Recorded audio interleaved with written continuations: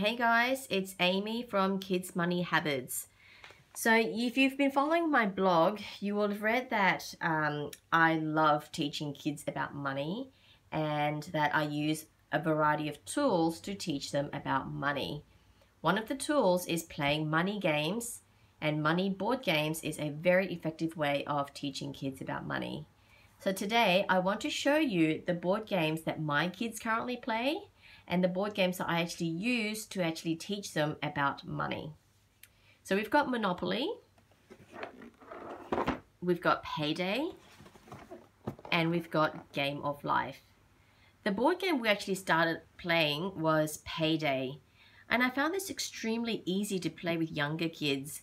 So when we first started playing this board game, my youngest was 6 years old. And he really enjoyed playing this game, so much so that he kept asking to play it over and over again.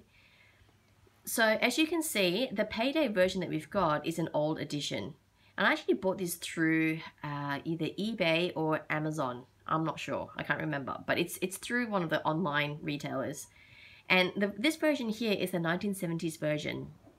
So as you can see, it is quite old. And I deliberately chose the 1970s version was because finance back then was relatively straightforward. There were no fancy loan terms, there were no fancy loan arrangements, there were no derivatives. It was just a straight out borrowing money from the bank. So I find that, to teach kids the basic fundamental stuff, keeping it simple and keeping it easy is the best way to go. So here is what Payday looked like on the inside. As you can see, the board itself is divided into 31 squares. And the reason for that is because there are 31 days in the calendar month. So some calendar months obviously have 30 days, some have 29 or 28 days, but this board game is stuck with 31 days. So here's the board game, and as you can see, every square represents something. Okay, so something could be where you have company on the weekend, in which case you've got to save up $50 in order to entertain your guests. You might have the high school dance, in which case you need to save up for a new dress. The thing I found most helpful in explaining with Payday was this square, the deal square. And I used this square, or the cards, the deal cards, to explain to my kids what value of an item meant. Now, value as a concept is really hard to explain, but playing this board game and talking about the deal card was one of the ways I found to really easily explain to my kids what value of an item actually means. So that's Payday.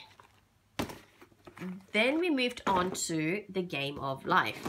Now, Game of Life is probably more suited for an older child. So when we first played this game, the older kids liked it a lot. So from about 10 years old, 10 and above, this is probably a really good game for them. And my 10-year-old actually preferred this game over Payday, but she still liked Payday anyway. So again, as you can see, we do have an older edition of the Game of Life. And again, I bought this version or this edition online through eBay or Amazon.com. So let's have a look at the inside of the Game of Life. Now, what I like about the Game of Life is that it is actually about real life decisions. So for example, let's zoom in on the first few squares. So they come to the first fork, which is where they find some stolen jewelry, and as a reward, they received $1,000. Now they have to decide, do they want to use $1,000 to clear an overdraft at the bank? Or do they use the $1,000 to go on an expedition in search of the Yeti? Both decisions cost the same money. But what I really liked about this board game is that there are some life decisions they need to make as well. So as an example, the players have to decide, do they want to go and start a business? In which case, the business will lead to taking out a patent for an invention. Or do they want to go and do further studies at a university? In which case, they have to take an entrance exam. And taking the entrance exam takes time. They also have to pay tuition fees. So Under this board game, they have to make decisions. If they choose to go to business, they get to payday a lot quicker. If they go to do university, they still get to payday, but it takes time. Okay, so there are many of these decisions along the way in the board game. You know, things like, do you get married? Do you have children? And these are real life decisions that people do make on a frequent basis. So playing this game, the game of life, actually taught the kids that, you know, there are some life decisions that we have to make. None of these decisions are wrong. It is what you choose, and this is what each decision leads you to. So that's the game of life. We then move on to Monopoly.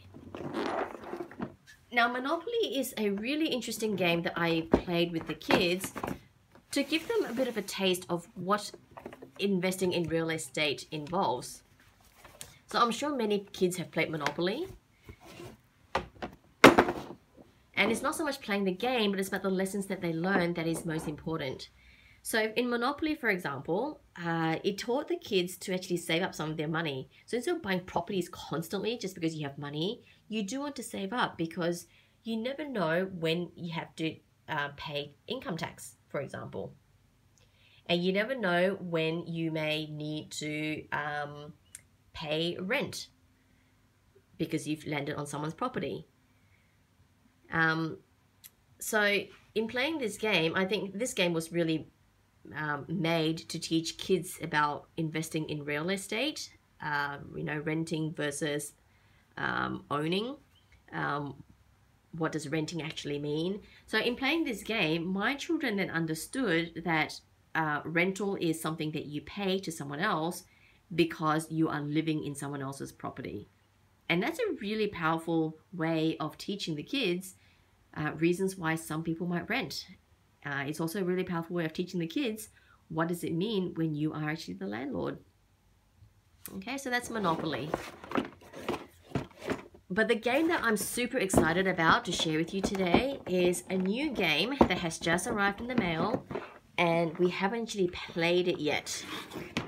And that is Cash Flow for Kids.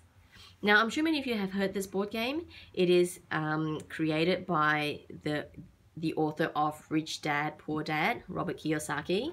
I read Robert Kiyosaki's books for the first time a long time ago, about 18 years ago. But I've never really got into any of the games for kids because, well, quite frankly, when I first read it, I didn't have kids. But now that I've got kids, I am super excited to actually try this out. Now, this is the first time I'm opening the board games. I don't know what it looks like inside. But here it is. So I've never played this game, and I've never actually seen it being played, but I have heard lots and lots of good reviews about the Cash Flow for Kids board game.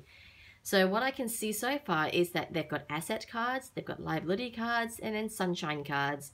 I'm not quite sure what sunshine cards are, but I can't wait to find out.